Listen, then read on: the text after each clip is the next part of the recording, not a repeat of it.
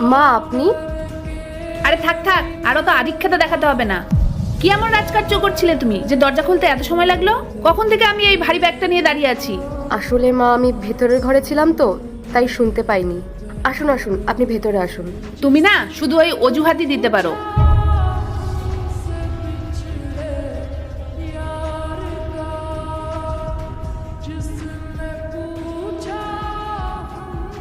বৌমা, আমি কোথায় থাকবো? মা আসলে আপনার ঘরে রেনোভেশনের কাজ চলছে তো, তাই আপনি আমাদের ঘরে গিয়ে রেস্ট নিয়ে নিন।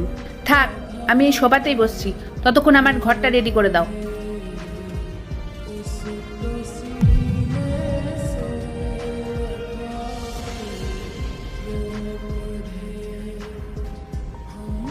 আরে মা,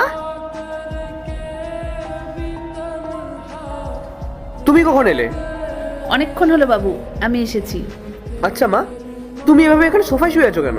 আর বলিস না, বৌমা তো আমাকে ঘরে ঢুকতেই দিল না, বললো এই সোফাতে বসতে। আর তখন থেকে আমি এখানেই বসে আছি। আর এই ঠান্ডার মধ্যে আমার যে কি ঠান্ডা লাগছে। রাহুল, তুমি রেডি হয়ে গেছো? মা, তুমি একটা কাজ করো, তুমি আমাদের ঘরে গিয়ে রেস্ট নাও।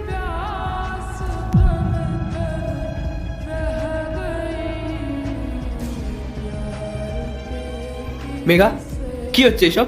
তুমি এই ঠান্ডার মধ্যে মাকে এখানে বসতে দিয়েছো? আরে রাহুল, মায়ের ঘরে তো কাজ চলছে, তাই উনি এখানে বসেছিলেন। আরে মা যখন এখানে বসেছিল তখন তুমি মাকে একটা ব্ল্যাঙ্কেট এসে দিয়ে যেতে পারতে। তোমার মধ্যে কি এইটুকুনি মনুষ্যত্ববোধ বলে কিছু নেই? আসলে চুপ রাহুল, করো। আসলে উনি তো তোমার আসল মা না। যদি তোমার নিজের মা হতো তাহলে তুমি এটা করতে না। আসলে সবাই ঠিকই বলে, বিয়ের পর সব মেয়েরা তাদের শ্বশুরবাড়ির লোকেদের কেয়ার করা ছেড়ে দেয়। আর আজকে তুমি সেটা প্রমাণ করে দিলে। তুমি মায়ের সাথে যেই ব্যবহারটা করেছো সেটা আমি তোমার কাছ থেকে এক্সপেক্ট করিনি। রাহুল তুমি আমাকে ভুল বুঝছো।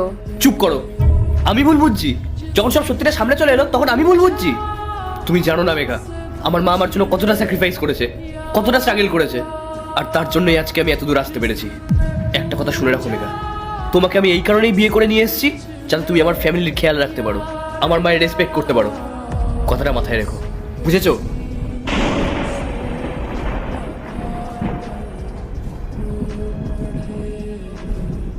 মা, এই যে আপনার চা। আপনি তো অনেক টায়ার্ড হয়ে আছেন, তাই আমি আপনার জন্য আদা দিয়ে চা বানিয়ে এনেছি। এই নিন। থাক, আর আধিক্যতা দেখাতে হবে না। আমি খাবো না ওই চা, নিয়ে যাও তুমি।